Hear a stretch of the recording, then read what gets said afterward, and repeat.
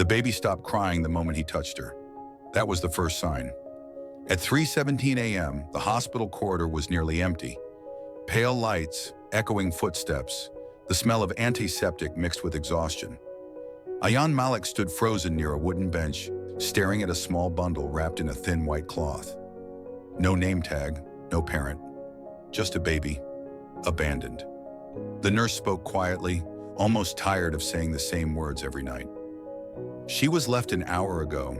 Whoever brought her didn't even look back. Ayan felt something tighten in his chest. He hadn't come to the hospital for this. He had come because his marriage was slipping through his fingers. His wife, Zara, stood a few steps away, her arms folded, eyes distant. They hadn't argued on the way here. Silence had replaced fights long ago, and silence hurt more. They were here to submit separation documents, one last form, one last attempt to be civil. Then the baby cried again, loud, desperate, raw. Zara turned instantly. Her eyes softened, filled with something Ayan hadn't seen in months. "She's freezing," Zara whispered, lifting the baby gently. The baby calmed, curled her tiny fingers, and smiled. Ayan's breath caught. For reasons he couldn't explain, the sight felt familiar, painful, intimate. "What happens to her now?" Zara asked. The nurse sighed. "Orphanage, unless someone steps forward." Zara looked down at the baby, then up at Ayan. For the first time in months, their eyes met. Really met. "Can we?" Zara hesitated. "Can we take her?" Ayan didn't answer immediately, because somewhere deep inside him, fear stirred. Not fear of responsibility, fear of destiny. But then the baby reached out, her tiny hand closing around his finger. Warm, trusting, his voice came out rough. "Yes." That single word changed everything. They named her Ira. The adoption paperwork moved fast. Too fast for something that felt this heavy, as if fate was rushing before anyone could think too much. That night, Ayan sat awake in the hospital room, Ira asleep on his chest. Zara slept nearby, exhaustion finally claiming her. Ayan watched the baby breathe. Each rise and fall felt personal. "I don't even know you," he whispered softly, pressing a kiss to her tiny forehead. "But I swear, I'll protect you." Something inside him broke open and healed. Motherhood transformed Zara in ways Ayan hadn't expected. She laughed again. She touched him again. Small gestures, fingers brushing his arm, quiet smiles across the room. Their house, once heavy with distance, filled with soft cries and midnight whispers. They slept closer, not lovers yet, but not strangers either. One night, Ayan woke to find Zara watching him hold Ira. "You look different," Zara whispered. "How?" he asked. "Complete." Her hand rested over his on the baby's back. For a moment, the world felt whole, but fate never lets peace last without truth. 6 months later, Ayan noticed the pattern. Ira's eyes, his eyes, the shape of her nose, the way she wrinkled her forehead when confused. Strangers often said, "She looks just like her father." Ayan would smile politely, but inside something twisted. One evening, while Zara bathed Ira, a woman stood outside their gate, thin, pale, trembling. Ayan opened the door, and his past stepped inside. "Maya." His breath left him. "You?" he whispered. Maya's eyes filled instantly with tears. "I searched everywhere," she said. "I didn't know she'd end up with you." His heart slammed. "She?" he asked, voice barely holding. Maya looked past him, toward the sound of Zara laughing with the baby. "The child," Maya whispered. "The baby you adopted." Ayan felt the ground tilt. "She's mine," Maya continued. "I was sick, alone. I couldn't keep her. I thought she'd be safer without me." Ayan's ears rang. Then Maya said the words that shattered his world. "And Ayan, she's yours." Silence exploded. That night, Ayan held Ira tighter than ever. His daughter, his blood, his mistake, his miracle. Zara slept beside them, unaware that the life she believed was healing them was built on a truth powerful enough to destroy everything. Ayan stared into the dark, heart pounding. If he told Zara, he could lose her forever. If he stayed silent, he would betray her again. And somewhere between love and fear, destiny waited. Suspense. Question. When the child you raised to save your marriage becomes proof of your past, which truth do you choose? Ayan didn't sleep that night. Era lay on his chest, warm and innocent, her tiny breaths steady. Zara slept beside them, one hand resting near Ayan's arm, trusting, unaware. Every breath felt like a lie. At dawn, Ayan sat alone in the kitchen, staring at his phone. Maya's message blinked on the screen. Please, we need to talk. I won't take her away. I just need the truth. Truth. That word had weight now. By evening, Ayan stood outside a private clinic, hands trembling as he filled out the form. DNA test. He told himself it was for clarity, but deep down, he already knew. The days waiting for results were torture. Zara noticed the change immediately. You're distant again, she said one night, her voice soft but afraid. Did I do something wrong? Ayan pulled her close instinctively, his arm wrapping around her waist with a possessiveness born from fear. No, he whispered against her hair. I'm just scared of losing this. Zara leaned into him, trusting.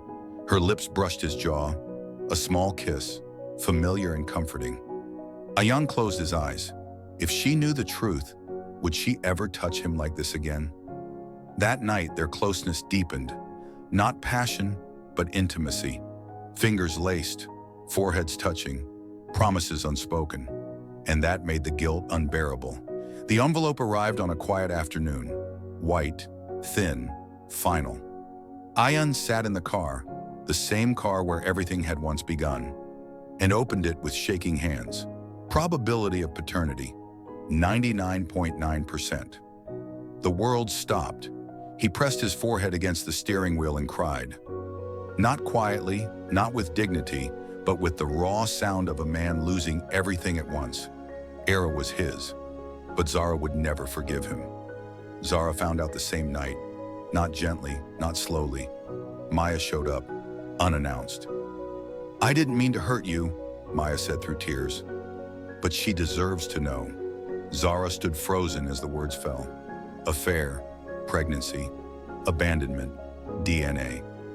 Each sentence sliced deeper. Ayan reached for her. Zara! She stepped back. Don't touch me, she whispered, voice breaking. You held my hand while hiding this? I didn't know at first, he pleaded. I swear on my life. But when I found out, you stayed silent, Zara screamed. You let me love her. Thinking she was fate, Era cried from the crib. Zara looked at the baby, pain and love colliding in her eyes. I love her, Zara sobbed. That's the worst part. Ayan dropped to his knees.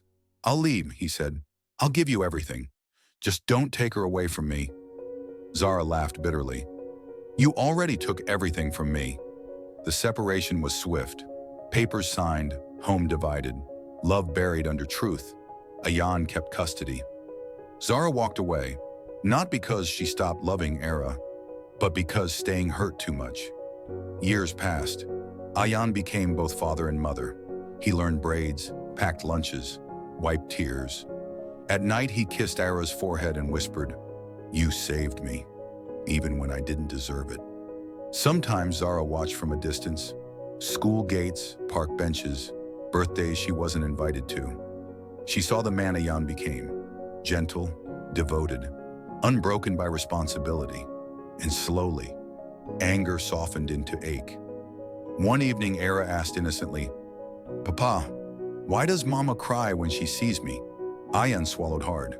Because love doesn't disappear, he said, even when it's hurting. Across the city, Zara sat alone, staring at an old photo.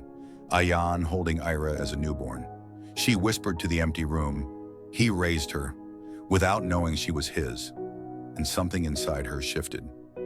Suspense.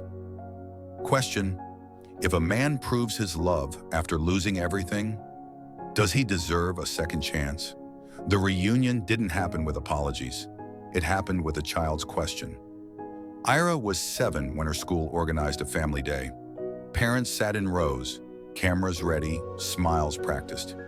Ayan stood near the back, uncomfortable in crowds, his eyes only on his daughter. Then he saw her, Zara. She stood frozen near the entrance, hands trembling, eyes locked on Era. Her Era, standing on the stage, searching the crowd. Their eyes met. Time folded. Ayan felt his chest tighten the same way it had years ago, in the hospital corridor, when everything had begun. Era spotted Zara and ran toward her without hesitation. "Mama!" she cried, wrapping her arms around Zara's waist. Zara broke. She knelt and held her tightly, tears soaking into Era's hair, years of restraint collapsing in one moment. Ayan watched from a distance. He didn't interrupt, because love, he had learned, sometimes needed space to breathe again. That evening, Zara waited by Ayan's car. "I saw the way she runs to you," Zara said softly, "and the way you look at her, like she's your whole world." "She is," Ayan replied honestly. Silence stretched between them, heavy but not hostile. "I was wrong," Zara whispered finally. "Not about the pain, but about leaving." Ayan turned to her, eyes guarded. "I don't need forgiveness," he said. "I just needed you to know. I never stopped loving you." Zara's breath shook. Neither did I. They didn't rush back into love. They rebuilt it.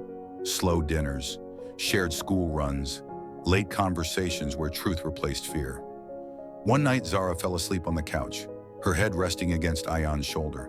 He didn't move, afraid to break the moment. His hand brushed her hair, instinctive, protective, possessive, but gentle. When Zara woke, she didn't pull away. She leaned closer. That was the first night they kissed again. Not desperate, not rushed, but deep, like two souls remembering something sacred. The remarriage was private. No crowd, no promises shouted, just vows spoken with understanding.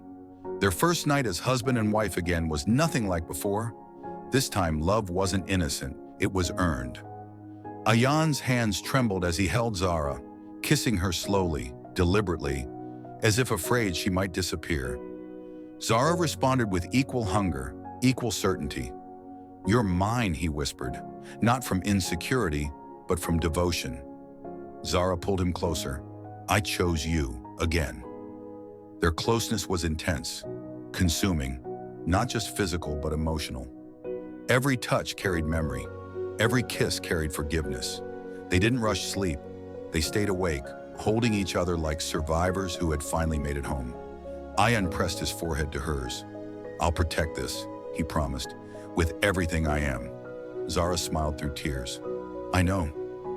Years later, Ayera stood between them in a family photo. Whole, loved, safe. She looked at Ayan one day and asked, "Papa, would you still have loved me if I wasn't yours?" Ayan knelt and kissed her forehead.